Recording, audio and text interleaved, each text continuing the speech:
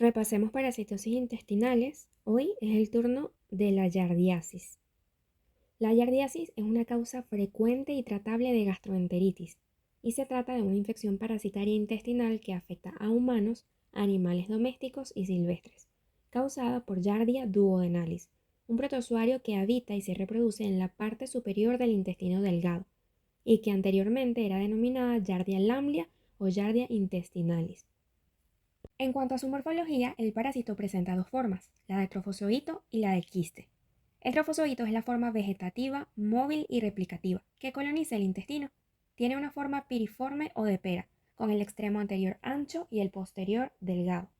Posee 8 flagelos organizados en 4 pares, todos dirigidos posteriormente, los cuales le otorgan movilidad, y 2 núcleos grandes situados en la parte anterior, lo que le da una apariencia de cara con ojos.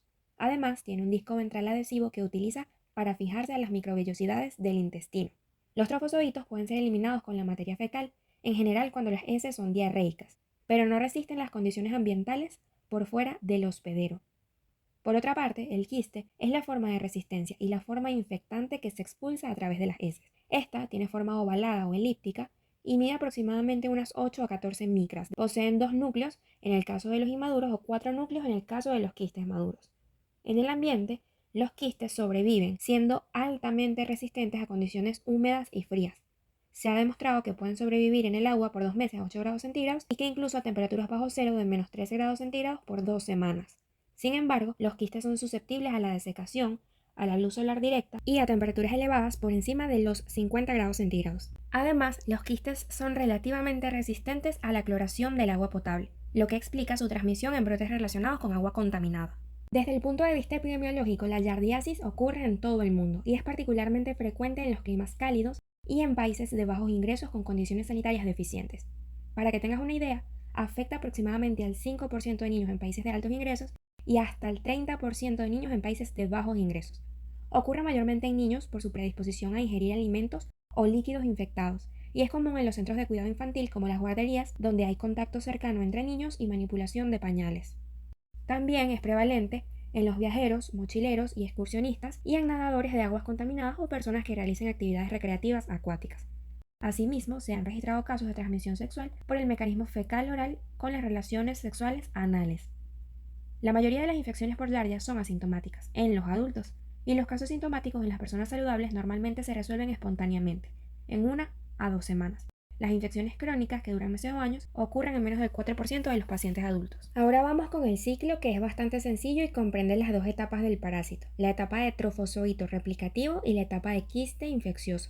La yardiasis se transmite por mecanismo fecal-oral mediante la ingestión de los quistes que pueden transmitirse entre los huéspedes, es decir, persona a persona, o por exposición zoonótica, por contaminación fecal de los alimentos o el agua. Fuentes comunes incluyen agua dulce no tratada, agua de grifo tratada inadecuadamente y exposición recreativa en aguas no tratadas. Además, en los seres humanos, como ya mencioné, el sexo anal es un medio de transmisión. La cantidad de quistes para que se desencadene la infección es baja, pudiendo ocurrir con la ingestión de tan solo 10 quistes. Tras la ingestión, la exposición a la acidez gástrica desencadena la desenquistación a nivel del intestino, liberando trofozoitos. Cada quiste libera 2 trofozoitos en forma de pera, que viven adheridos a las microvellosidades intestinales por medio de sus discos adhesivos. Estos trofozoitos se reproducen asexualmente, es decir, por fisión binaria, y posteriormente algunos trofozoitos se enquistan nuevamente al avanzar hacia el colon. Pierden los flagelos, adquieren forma ovalada, se rodean de una pared quística y pasan de tener 2 núcleos a tener 4, lo que le confiere su estado de madurez. Estos quistes madurados se excretan en las heces, continuando el ciclo de transmisión. Fíjate que las imágenes que explican el ciclo son súper sencillas porque muestran al quiste entrando al sistema digestivo, liberándose en trofozoitos y posteriormente volviendo a formar los quistes que serán eliminados. En cuanto a la patogenia, los trofozoitos se adhieren a la mucosa del intestino delgado, causando anomalías estructurales y funcionales, incluyendo irritación mecánica de la mucosa intestinal, atrofia de las vellosidades, aumento de la profundidad de las criptas y acortamiento de las microvellosidades, lo que contribuye a la mala absorción de grasas, vitamina A, B12 y azúcares, y a la alteración del tránsito gastrointestinal. Además, aproximadamente un 20 a 40% de los pacientes desarrollan intolerancia a la lactosa durante la infección y hasta 6 meses después, resultante del daño al epitelio intestinal. Por tanto, empeoran los síntomas gastrointestinales tras la ingesta de lácteos. En cuanto a las manifestaciones, la presentación clínica usual es una aparición súbita de diarrea acuosa, amarillenta, esteatorreica, es decir, con abundante grasa, y fétida, sin sangre. La diarrea puede estar acompañada de flatulencia y dolor, y distensión abdominal, náuseas, deshidratación y pérdida de peso. Vómitos, fiebre y sangre son poco frecuentes y deben hacerte sospechar en otras patologías. La enfermedad en adultos por lo general dura 1 a 2 semanas. Sin embargo, se han registrado infecciones crónicas que duran meses y se caracterizan por cuadros de diarreas recurrentes e intermitentes, lo que puede llevar a síndromes de mala absorción, deficiencias vitamínicas y pérdida de peso grave. En cuanto a las manifestaciones extraintestinales de la giardiasis, que son poco frecuentes, también se ha registrado erupción cutánea como la urticaria, disuria y síntomas oculares. Es importante que sepas que en los niños no es autolimitada, sino que tiende a la cronicidad, afectando su estado nutricional y generando retardo lineal del crecimiento. Para el diagnóstico, recuerda que siempre debes sospechar de giardiasis en casos de diarrea acuosa y si es prolongada y hay déficit de vitaminas o retraso del crecimiento en niños. En general, la giardiasis se diagnostica por observación directa de la muestra de heces con lugol o solución salina al microscopio, donde se observan los trofosoditos en heces líquidas o los quistes en heces formadas, ya que cuando el tránsito intestinal es muy rápido, el parásito no tiene tiempo de enquistarse y por tanto vemos los trofosoditos en diarrea. Y el estudio se debe analizar rápido porque los trofosoditos mueren rápidamente fuera del cuerpo, mientras que los quistes se ven en heces formadas porque el trofosodito tuvo tiempo de prepararse para salir al exterior y como son más resistentes pueden aguardar horas o días antes de ser analizados. Debido a que la expulsión de quistes puede ser intermitente, se recomienda repetir la toma y recolectar 3 muestras en días alternos, es decir, realizar un seriado. También hay técnicas que ayudan a concentrar los quistes para facilitar su detección, sobre todo cuando la carga parasitaria es baja, como el método de Faust.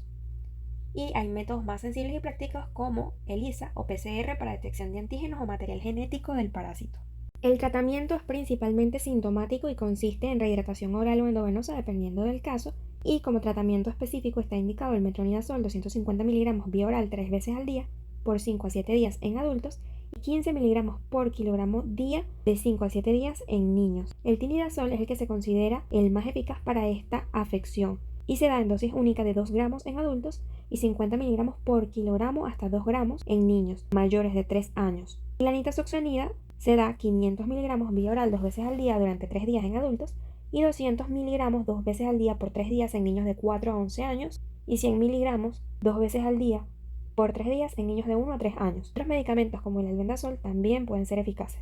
Los portadores asintomáticos en general no requieren tratamiento, pero pueden considerarse para reducir la transmisión a poblaciones vulnerables, por lo que debe considerarse en manipuladores de alimentos, trabajadores de salud o de cuidado infantil y personas que tengan contacto con pacientes inmunosuprimidos. Recuerda que la prevención se basa en medidas higiénicas y sanitarias y el consumo de agua potable segura o hervida, además de la adecuada manipulación de alimentos.